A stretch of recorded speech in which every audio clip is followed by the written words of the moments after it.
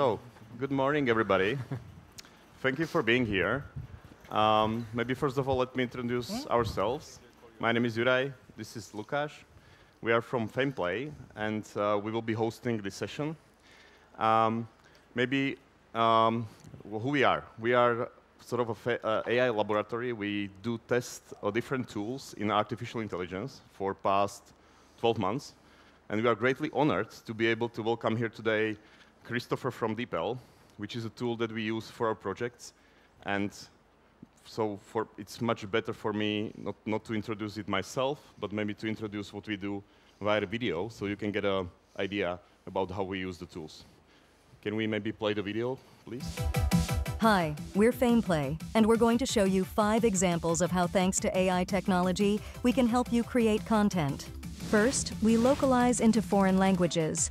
Example, we have a very popular show about history, in Czech of course, but because we cloned the voice of the speaker and translated the scripts, we produce it now for 7 global markets. W Anglii w 1966 roku przeciwnicy grali tak ostro, że Pelé musiał opuścić jeden mecz. In den anderen Spielen kam gar nicht zum Einsatz und Brasilien schied sensationell in der Gruppenphase aus. Pelé disgustado declaró que nunca volvería a jugar en la Copa del Mundo. The same principle applies when creating audiobooks. We can synthesize any voice that can read really nicely, even with emotion. Shall I compare thee to a summer's day? Thou art more lovely and more temperate. Rough winds do shake the darling buds of May, and summer's lease hath all too short a date. And we can work on additional language versions without any limitations. 把你比作一个夏天嘛，可呢，却更可爱而又更线婉，默默齿渠之间的悄然。 Moving on to working with images. Voice cloning is logically suited for dubbing videos, movies, or TV shows, and we can do it including lip syncing. Půjdeme se podívat na pražské ostrovy v centru Prahy, what condition they are in and whether they are really using their full potential or whether there are places for improvement. Maybe you have an ad in your language. Dneska se ojetý auta kupujou z gauče. Chceš to vidět? Podrž mi kafe. And you don't want to reshoot it when you expand to other markets. We'll simply remake it into other languages, including lip sync. Astăzi mașina se șace o cumperi de pe canapea. Vrei să vezi? Ținem cafeaua. Lip sync is one thing, but if you don't like the presenter, you can use masking to change his whole face. Hello and welcome to FamePlay, the best conceptual creative lab you can find. Hallo und willkommen bei FamePlay. 你好，欢迎来到 FamePlay. Top level is the production of so-called avatars or digital twins.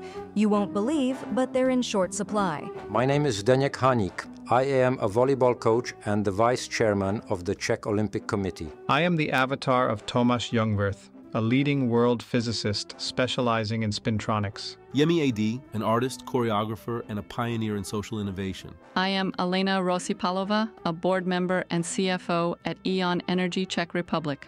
Andrei Volchek, co-founder and former president of one of the largest antivirus companies in the world, Gen Digital. I am Jiří Kejbal, a multiple national champion in rowing and the current chairman of the Czech Olympic Committee. As an internationally recognized scientist in the field of artificial intelligence and machine learning, I also have my own avatar.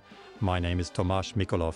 My name is Petr Havlíček. I am a partner at Atairu, an international company that trains and develops leaders. Avatars can change their backgrounds and even their clothes, but most importantly, they can say anything you put in their mouths, which our clients use for a variety of purposes.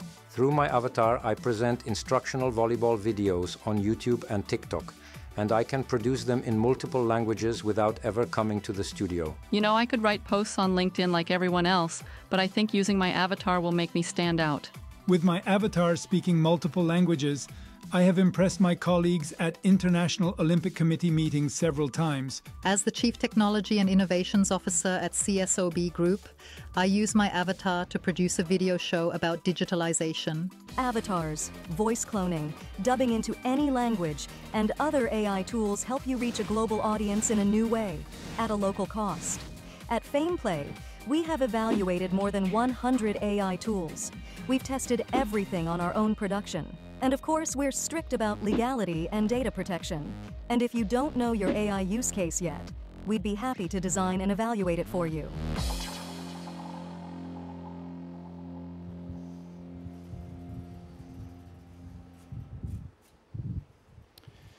Yeah, so you could see what we do. This is much more about experimenting because we believe that we live in the most beautiful age ever. This is the biggest revolution since Industrial Revolution. And all us testing the tools, we want to inspire the creators, the businessmen, the non-governmental organizations just to use AI to superpower what they do. For us, we consider ourselves a creative lab. So as you can see, we create avatars, we create voice cloning, we create different modalities, we create text-to-speech, text-to-image, and we work in a proof-of-concept way, where we want to actually show that people shouldn't be afraid of AI, but AI can actually superpower what they do. And here are our partners. So you can see the bottom row. These are the technologies that we work with. So DeepL is one of them. But we work with more of those, and we really want to motivate you to try those, because we believe that the use cases are there for whatever you do.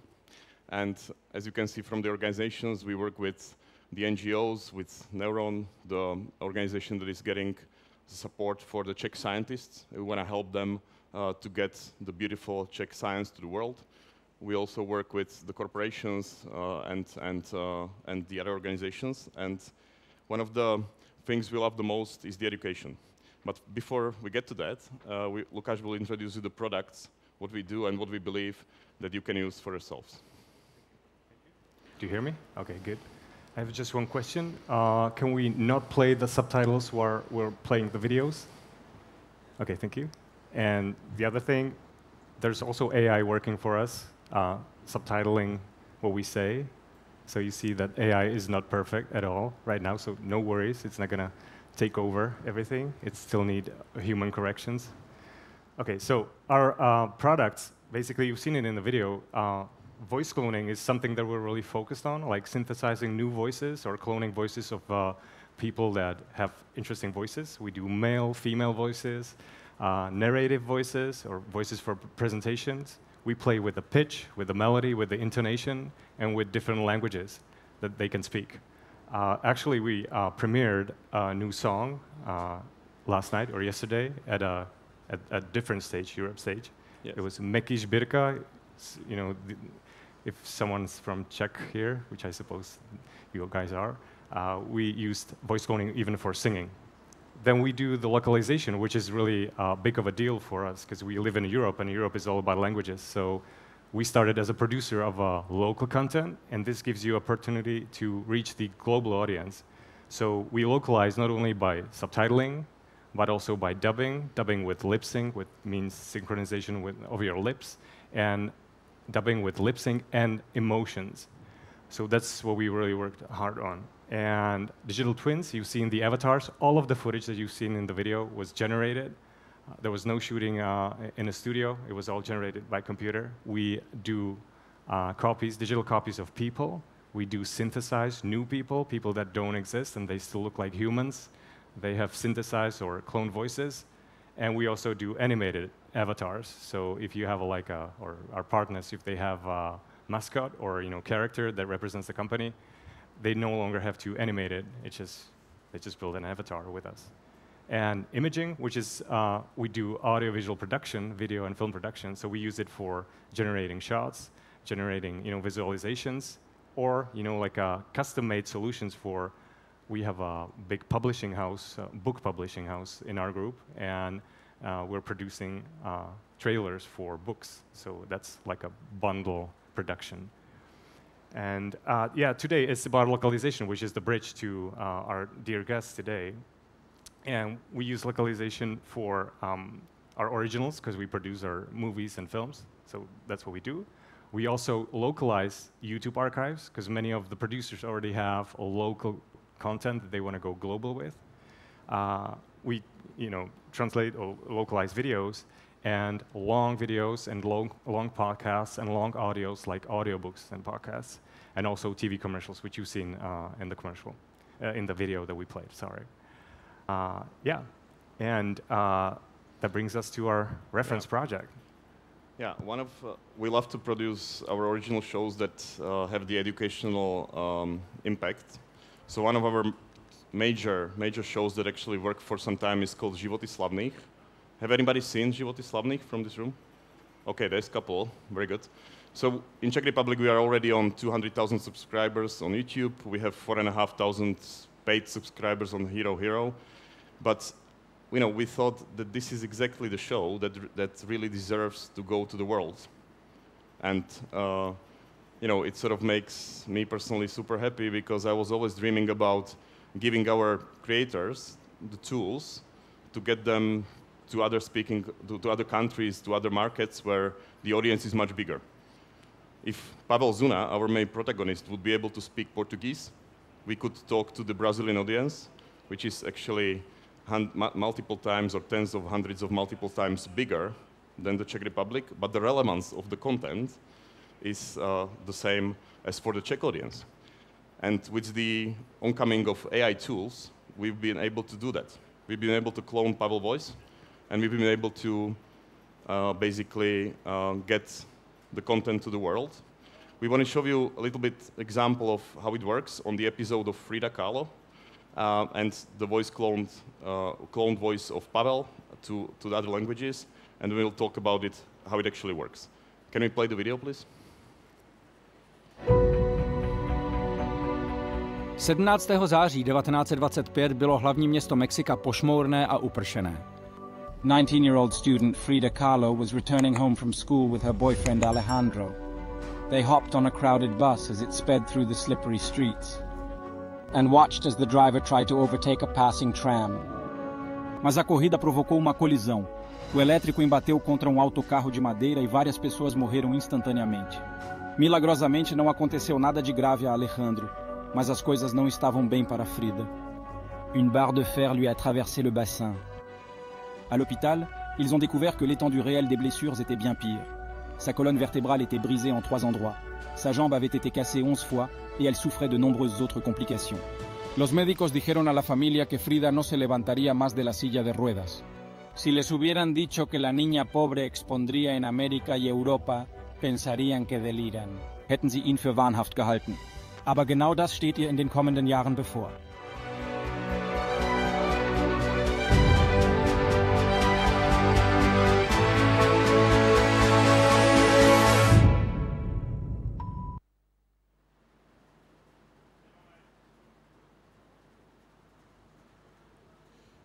So, as you could see, the only original voice was the Czech one. So we've been able to clone Pavel's voice and actually do the text-to-speech with his voice to other languages. And this is how we've been able to multiply the productivity. So originally, we do have the Czech channel. Then we did the English clone called 10-minute biographies. And from that, we did another 7 mutations. The Spanish one, German one, Portuguese one, Russian, French, and Polish. And we want to expand to more languages. And actually, this was the moment where we could talk to our creators and tell them, you've got 20,000 subscribers for the Spanish mutation of your content, and the people in Spain love what you can create. 500 comments below the video in Spanish, not actually talking about that this is a cloned voice or it's AI generated, but it's talking about the quality of the content and how it's helping them to get the lessons from the history.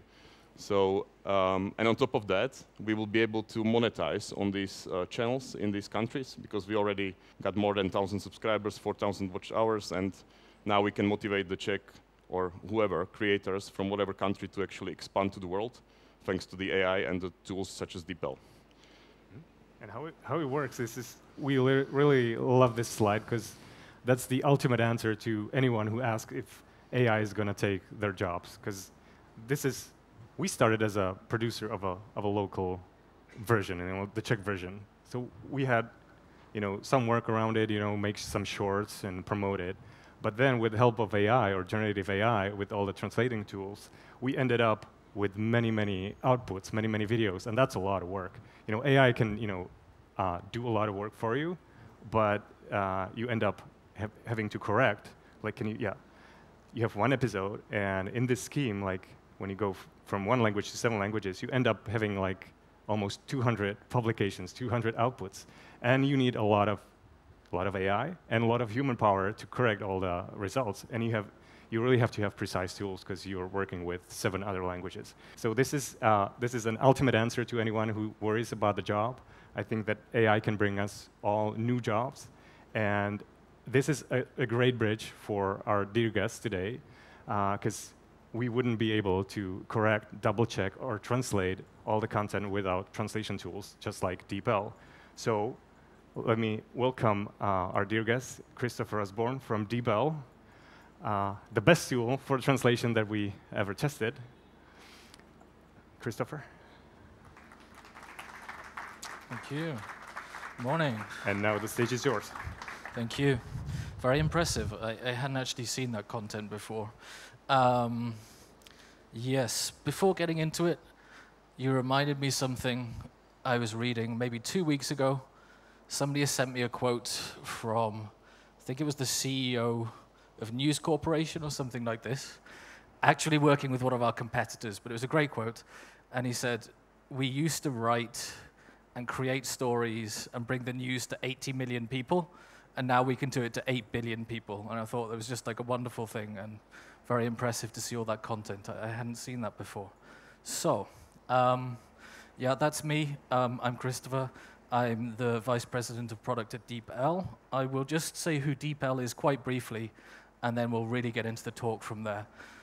What is DeepL? It's a language AI platform. It consists of a few things. We're building out more and more. Most people will know us for our translator product, which is currently being used by over 100 million people every month. So a lot of people using it worldwide, and we can confidently say that we've pretty much, no, I can confidently say that it's the best quality translator that you can use in the AI space. We've also been working on new products, particularly DeepL Write. This just helps you in your own native language. Perhaps you're writing a business email, fixes any spelling, grammatical errors, and also helps you to customize the style. So you can make your business writing more formal or more presentable. And finally, we're also working on AI voice models, which you'll be seeing very soon. So this will be really helping people to communicate in real time with speech. You'll see that very soon. And yeah, like just to give you maybe an idea about what DeepL is doing, we are one of the few companies like at the forefront of AI, and definitely one of the very few companies who are in Europe at the forefront of AI. There's not too many European companies that are like really pushing or working at the level and competing, frankly, with Google, with Microsoft, and with OpenAI. These are the people we compete against. So we have to do things like build very large supercomputers. I think it was last year we finished that one, 34th largest in the world. Certainly the largest supercomputer being used with businesses in Europe. And this year we're building an even bigger one, so we can do more with AI. So just to give you an idea of who we are and what we're doing. The reason I'm here today is to talk about growing companies and what I've seen being part of now 2 times of scaling up big, iconic technology companies in Europe. And that's what I call the 5 rules for growth. So obviously, you see me now as here with DeepL. About, let's say, 11 years ago, something like this, I also joined Booking.com. At the time, very successful already, but they were really like going through their global growth stage, and I was part of the original technology leadership team there, which grew Booking into like the really big, iconic tech company it is today. 4 years ago, joined DeepL. We were just 50 people, like very heavy on the technology side, on the linguistic side. Fast forward 4 years later, we're now 1,000 people. So doubling in size roughly every 12 months. So this very, very rapid, fast-paced scale-up journey. So I've had the luck to do this twice now. So this is the things that I've seen and the learnings and what I now do at work, essentially with DeepL, is my 5 rules for growth that I learned along the way. So I'm going to start off with a bit of crowd interaction. I think people might have been partying last night. trust me, it's going to be much easier. Like if you do shout out answers, because if people are not shouting out answers, I'm going to turn to one of you and ask you. So it's going to be much easier if we all participate. First rule is about finding a winning formula. A bit difficult to read, but I'm going to give you, line by line, some information about a company which has found this winning formula for them. And I'd really like people to shout out who they think it is. So first line, they generate about 83 billion back in 2022. It's a very high number. It's a lot of revenue. I don't think anybody's going to get it, so we'll do one more before I'm going to start expecting some answers. Second point, they released at least 13 products. 13 is a lot of things to produce in 1 year. 13 new products in 2022. Any ideas who this is? I can see some shaking heads. No? I can see a gentleman smiling over it. Any ideas? No, more shaking head. I'm going to do one more. One product they released in 2022, so they had 13. One of them generated $1.3 billion of revenue. Just one of them. Any ideas? Ooh, where was that? Okay, NVIDIA. Obviously a good guess, because I'm here talking about AI as well, but it's not NVIDIA, but that is a good guess, yes. I like that one. Final one. So this, I think, is a big part of their winning formula. I don't know if people can read. I might be blocking some of the text. One product generated $1.3 billion. They multiplied that by 10 through distributors and partnerships. So they're amazing at producing things. One product produced 1.3 billion. Their distribution network and partners multiplied by 10 and generated an additional $13 billion of revenue. Any guesses? Oh, somebody said something. OpenAI is a good guess. I'm sensing an AI theme in the room, but it's not OpenAI. No. Peloton. Spectacularly wrong. That's a terrible guess. Okay, but I thank you for guessing, though. I appreciate the participation and a bit of a oh. Can you say it more? I really can't hear him. Ren? Oh, okay. It's very difficult to hear, but I think you're wrong. So I'll get there with the answer now. It was Disney. A company old enough where we don't necessarily think of them as a technology company. As you'll see, though, they actually almost debuted or came up with some of the original growth models that we are basically using every day and building new technology companies with. And at their heart, they are a great product company. If any of you have children and have taken them to see like Incredibles 2, you can just recognize that these people really understand their craft and how to make something truly exceptional. So Disney, this was the original like growth formula created by Walt Disney back in 1957. Also, a wonderful thing about working in technology, we think everything is very new. We think we're all doing it for the first time. Guess what? Somebody came up with it sometime long before. We're doing new things with technology, but guess what? We're not reinventing the world. So Walt Disney back in 1957 drew this out. And this is like his network effect where he had realized, okay, start with the content, like created an amazing studio of people who can create the best movies, the best stories, etc.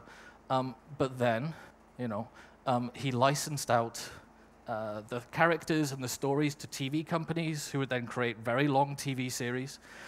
these long TV series created appetite and demand for the toys that they sold in stores. So every time they put out a new movie, there's more TV shows and there's more toys and there's more demand for toys because children are seeing them on the TV and they're nagging their parents like, hey, can I have this toy? He built theme parks, which became this iconic part of the brand. But again, you know, like every visit to a theme park generated more demand for buying books. People buying books created more demand for toys. So he created this amazing network effect, particularly via partners, where whatever they produced in Disney would produce a huge amount of multiplier on that. So great example of rule number 1, which is, you know, find your formula, find your growth engine, network effects, and then really focus on execution. I will spend some more time on the execution part, but perhaps just to emphasize it, one thing to find what you're good at, figure out your growth engine. Execution then becomes by far the most important part of building any successful business, because you can be surrounded by ideas people, and technology you know, tends to have this image of it's all about the ideas. Pretty much it's not. You know, like the ideas already exist. The people who are being successful and being able to make this into a great brand is the people who are good at executing. So rule number 1, figure out your growth engine, just like Disney, and then really focus on the execution part. Moving more into, you know, like technology examples. If you're working in technology and startups and scale-ups, probably pretty much going to see this for any technology company, certainly the ones that have really scaled to, you know, like global, huge tech companies, is again, they found their growth engine, and they also found some kind of network effect. So left-hand side is Amazon, right-hand side is Uber. These are the original diagrams, I think, by the founders themselves, actually. But yeah, on the left-hand side, just quick run through, looking at the growth engine, figuring out how to make Amazon work. Jeff Bezos at some point sketched this out, and he made some key realizations. And like 1, really focus on the customer experience. If he could make the best, least friction, smoothest, most convenient customer experience, that brought demand, which here is written as traffic, but essentially people, of course, are attracted to a better experience. If you have more people using your product, and Amazon grew and grew, sellers want to come on the platform. Like if I am selling a product or I have a business, I want to go where the people are, like where the demand is. So having more people on Amazon created actually more sellers on the platform who wanted to be there. Having more sellers led to a wider selection of products. Like if I can go to Amazon and buy pretty much anything I want, this is actually a better customer experience for me. It's much more convenient. I can find everything I want in the same place, which again means that more people come to your site or more people come back more frequently. So he figured this out, you know, ruthless focus on customer experience, by product as well, like an acceleration for why Amazon is so big, is that with all of this activity, with all of these sellers on the platform, this then creates a lot more efficiency. So 1, you can reduce costs. Guess what? Lower cost is a better experience for me as a customer, so I'm more likely to come back to Amazon. It also creates incentives for people to compete on price. So essentially, all of this added demand and people on the platform also starts pushing down price, which again leads to a better customer experience. And guess what? I'm going to come back more frequently if I'm having a better experience. So that's how Amazon figured out their growth model. We had one at Booking.com. In my first 2 years at DeepL, we also had this. Like, we've become a bit more professional and more mature, so I have a much, you know, nicer graphic now, which has gone through design, and it's got more evolved and more complicated over time as we've evolved as a business. But having this growth model then makes it very clear what is driving growth, or like what's really having the most impact for your product and business. if you're clear what's driving the growth and what's going to drive the impact, it's very easy to prioritize the 3 things which are really, really going to push your business forward. So for about 2 years, this is pretty much all I talked about and pretty much what we worked on in technology. We understood that, if we built the best translation experience, people would hear about us, perhaps in a blog, perhaps their friend told them. If they came to us and they're like, oh, this is actually better than Google, they're going to come back. So we've had a lot of people and teams really focused on just providing the best quality translation models, but also the best quality overall experience, doing things that Google wouldn't do for you as a translator. This meant that if people, had a regular need for translation, they were coming back to us and they were using our site frequently. If they're using you frequently and they associate you with higher quality, these people actually become word-of-mouth promoters. So again, like all of our growth was really just from coming here and making sure we had the best experience, because people told their friends, they told their family, they went to work, they told their colleagues. So again, like focusing on translation experience, then if people are trying to find us or they're interested in translation, we had people and teams just looking at discovery for new users, like how do we make sure new users can land on our site? How do we make sure when they land it's a great experience? What are new ways to bring people to our site? And then thirdly, monetizing professional users.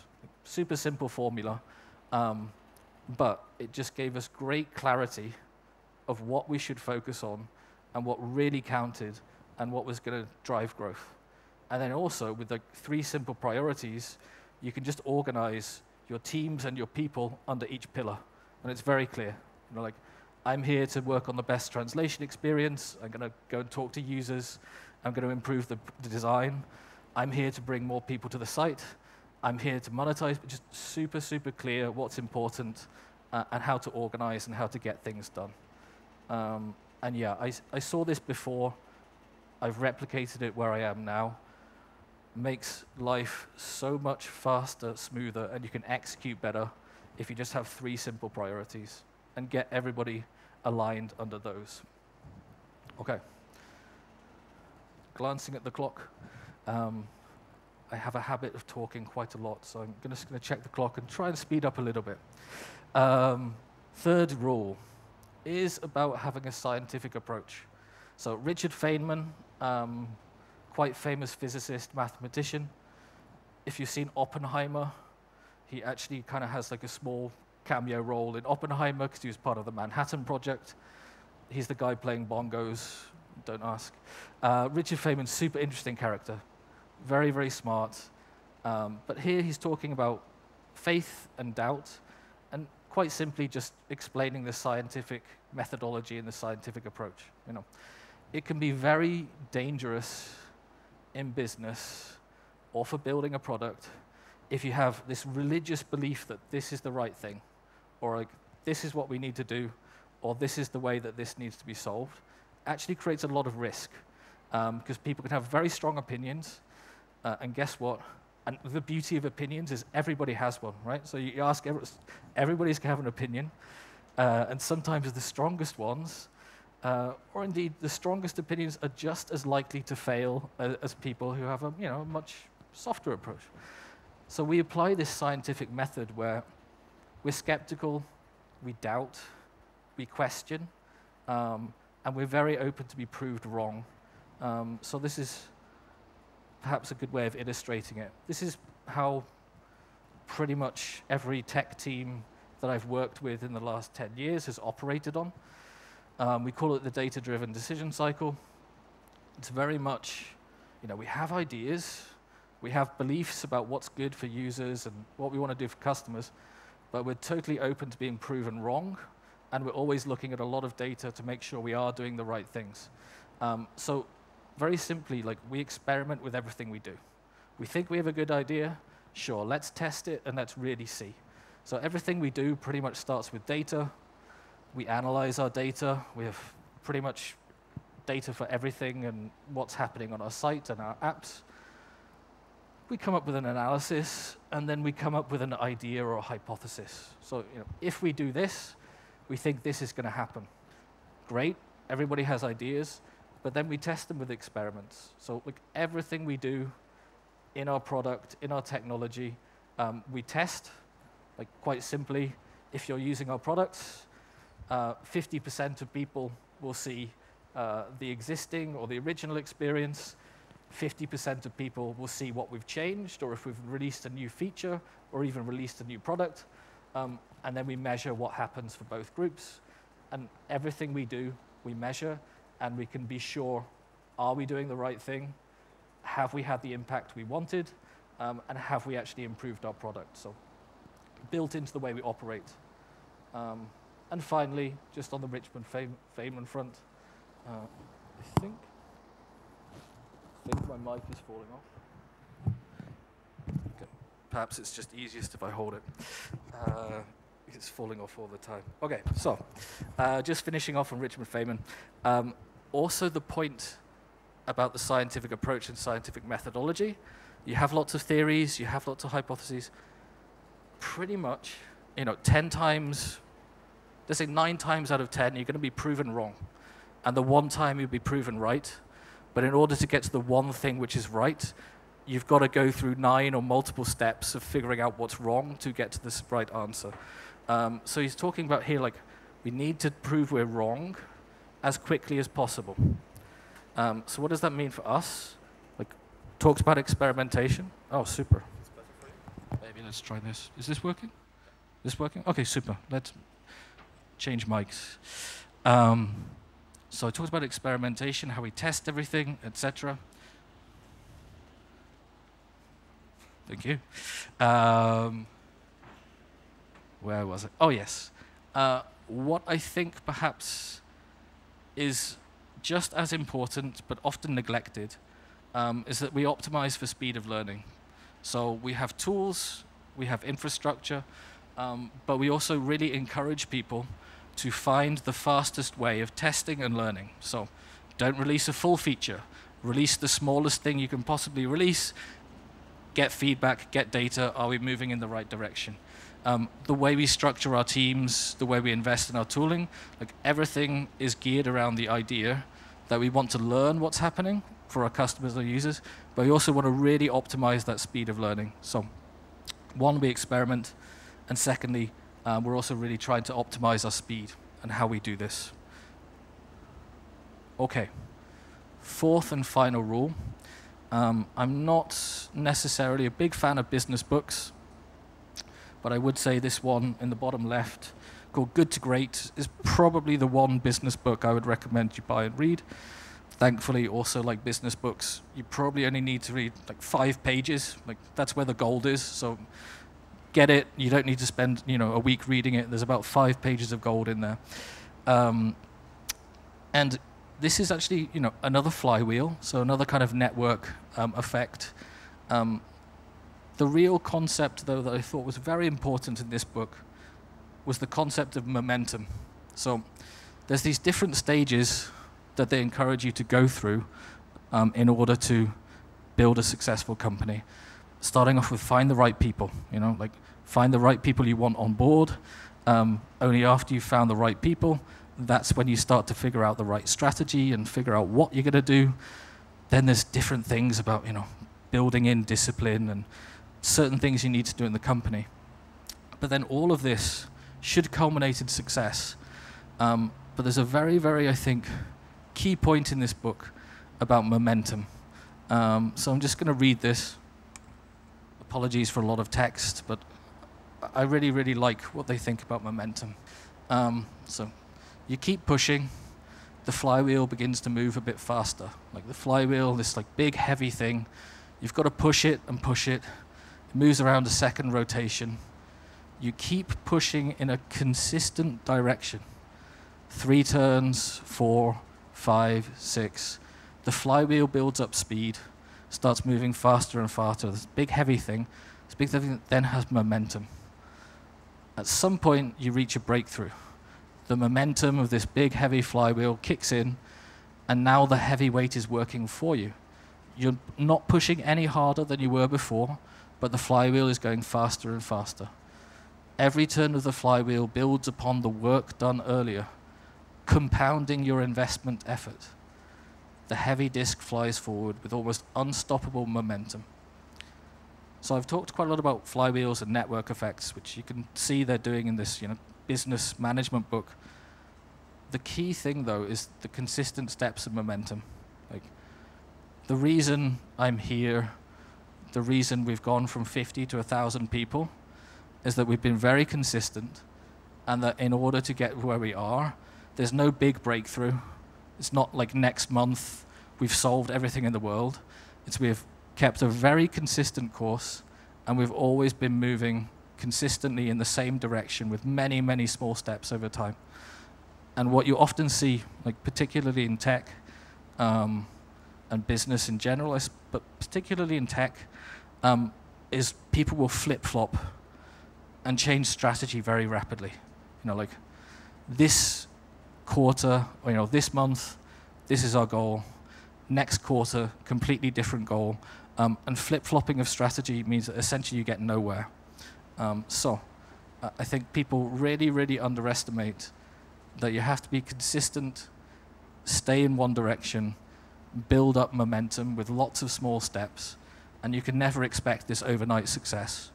And if you're expecting to magically fix one thing and it doesn't work, then of course you're going to drop it and then jump on another topic, and you're just going to keep on jumping between different things and never get the momentum which you need to be successful. So that's rule number 4. Oh yeah, final one. It's unusual for me to be at a music festival. Like, I think it's my first, certainly that I remember anyway, my first experience like being on stage at a music festival. This was something which was really, really insightful at the time, and it took me a while to figure it out. Early on in my career, had the great advantage of working with a few people who were much more experienced than me and were able to give me some great mentoring and life advice. I totally didn't understand this the first time he told it to me, but this guy I was working with, who was just formed his own business, a little bit older than me, or quite a bit older than me, he said, be like Bowie. Like, I didn't really know much about David Bowie. And he's like, he's constantly reinventing himself. And it's always changing. And it took me quite a while to understand what he meant. And I really love this picture because he's just this phenomenal master of reinvention. And then every 5 years, he didn't just change, his guitar sound. He changed the music, and he completely changed his image every 5 years. And just at some stage, I seem to remember, he was making drum and bass records in the 90s and things like this. Somebody who would just throw it all away and reinvent himself constantly. And I think that was a wonderful lesson. And it took me a while to understand, because what you see with these very fast, high-growth environments and companies is that my role now is very different from what it was 12 months ago, which is very different from what it was the 12 months before and the 12 months before. So in order to really, keep the business going, but also yourself, if you're in a very fast, high-growth environment, you really have to be thinking, what do I need to look like? What do I need to be doing in 12 months, which is going to keep us growing and be successful? And it's usually a very different job and role and identity than he had 12 months ago. So that's one thing personally, but then also in this high-growth environment, if you are not bringing people along with you, then you get in a very bad situation where you're doing your old job and a new job concurrently, which, guess what, is not a good situation to be in, and I've been there. And what I found is that you have to be conscious that you need somebody who's going to be doing your current job within 12 months from now, which means you have to be constantly investing in some other people who are going to come up and essentially perform the role you're doing right now. And the final thing is, you can really minimize the risk. So if you're going to be successful with this high growth, then you're just going to have to take risks with people. So you're going to have to give them the opportunity to grow, to take more responsibility. But also, you also have to think about minimizing the risk in that if you wait 12 months, and then I give somebody my current role, there's very low chance they're going to be able to perform at the level or know what that role is. But if you're giving people more responsibility faster and earlier, then they can grow. And you're actually minimizing that risk.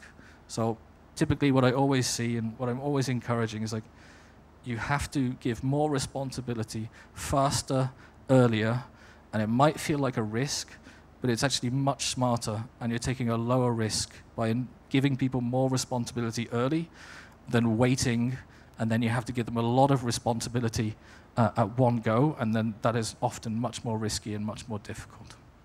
So, there we go. That's the 5 rules for growth.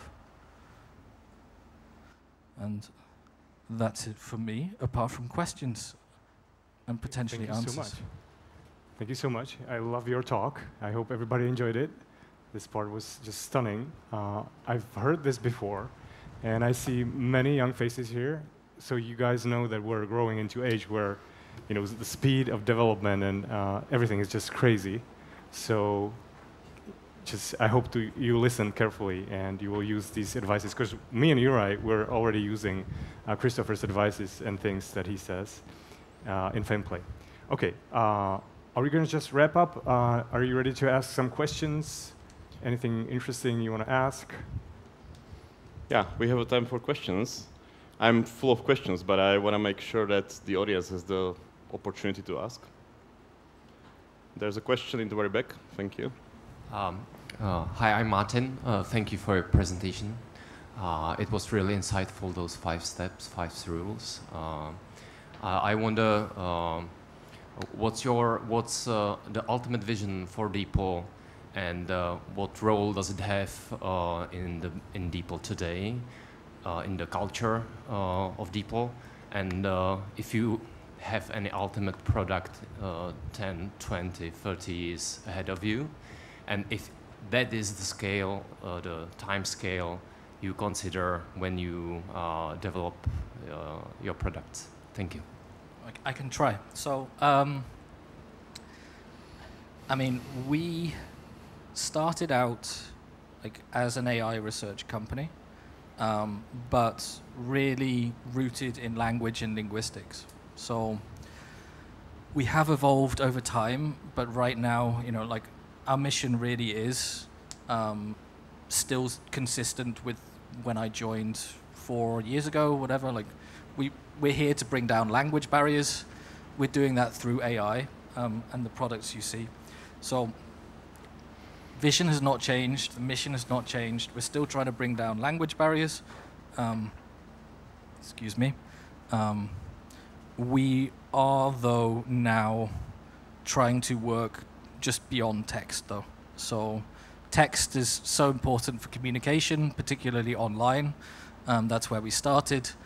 Right now, we're moving into multimodal models, so supporting voice and speech, and then beyond that, you know, like vision, so being able to interpret images at some point too. So we're still sticking with that, but I would say plus 3 years, we want to be, well, one, we want to win and be the best language AI platform for people who are trying to communicate, so we want to stick with that.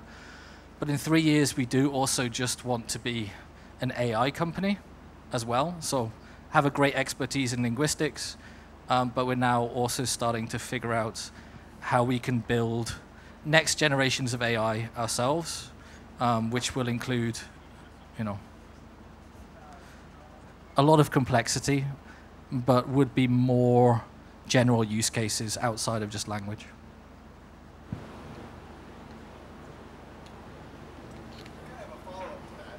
So there's a question, and then there's a follow-up question. Okay.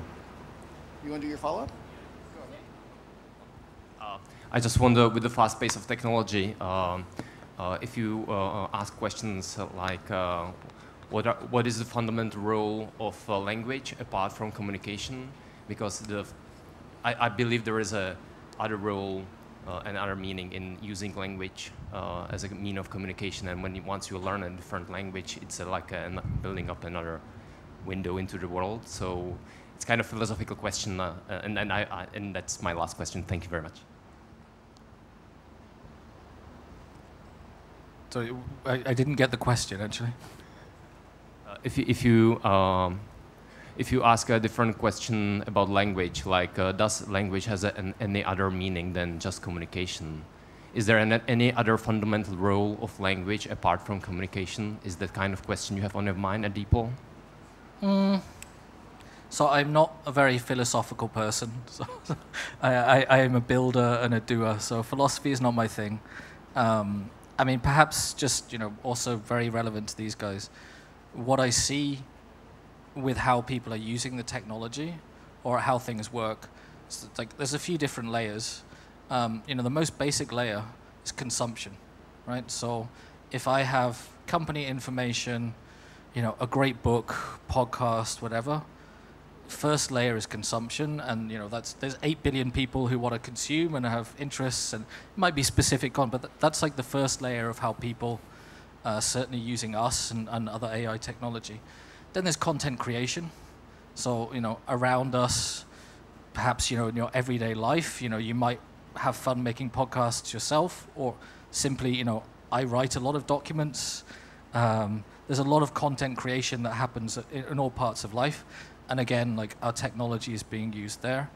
And then finally, I think is the communication layer, where every business or every individual, if you've created something, you want to bring that to the world, and it could be digitally, it could be via me speaking to you now, or it could be via other channels. So I don't look at it philosophically. I just see how people are using things, and yeah, like it doesn't just start from communication. It starts from consumption, learning, creating, and then I think communication is the final kind of interface with the world.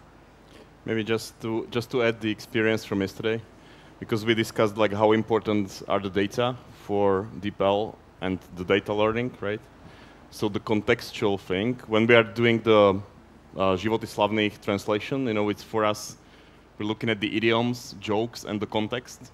So how good is the technology to estimate the context for the other culture or the language? And this is something where we see the quality difference about the different translation tools, which goes beyond the communication. It's more about the cultural context and, for instance, the jokes or idioms. I mean, that was like a practical experience that we have. Just the side note, but super important for us to automate the content distribution globally.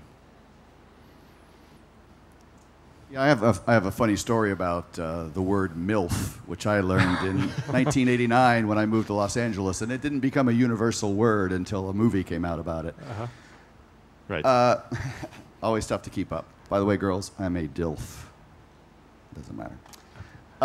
The question I have is hardware, because so many of the tech companies that I grew up with eventually moved into hardware. Obviously, Amazon's in hardware. Everybody's in hardware. So does DeepL have some sort of hardware in their future? And if so, where can I get it? At Best Buy? No plans currently for hardware. So we do fun and interesting things like build our own data centers with... So we build everything from the ground up in order to be able to do what we do. So we do build hardware, but it's data centers and processing. Right now, everybody is already consuming, creating, and communicating. So it's much better for us to go to where people already are. So, for example, I'm probably going to do 10 Zoom calls later on today, something like this. It's much better for our technology to be where people already are. So I prefer to integrate with other platforms. In terms of hardware, speakers, things like this, we need to bring our voice technology and models out first. Potentially we could do some really interesting things with hardware, but we certainly dreaming about it rather than doing it, I would say. Hi guys, I'm Ethan, I'm from London. Thank you for your talk. My question is more about how do you think the AI market is going to evolve with the oversaturation and the extreme growth that these companies are seeing? So do you think there's going to be a couple key winners, or do you think there's going to be, thousands of players? Thank you. It's a good question, and it's a good question because it's very hard to answer. So most people are looking around and wondering what's going to come back from all of the investment that's going in right now. It's quite difficult to tell or predict actually how much return on the investment we're going to get for a lot of this. I mean, one of the good things about DeepL is that it was actually one of the original scaled machine learning use cases. So before AI was hot, 5 or 6 years before that or something, machine learning was the big new thing. Everybody was spending heavily on machine learning. And guess what? It was the same pattern of people spending very heavily and not necessarily getting good returns for that. Whereas translation was one of the key scaled use cases where, we have over 120 million people on our platform. It's nothing like the scale of Google. Like Google must probably have 10 times that on their platform. So very real, valuable use case. AI is struggling a bit for this.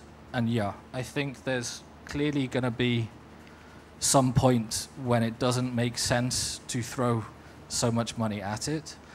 I also think there'll be significant disruptions where somebody like Meta will open source their hardware, their systems information, so that people will be able to replicate what they do and have hardware manufacturers work at a much lower costs, for example, versus having to go.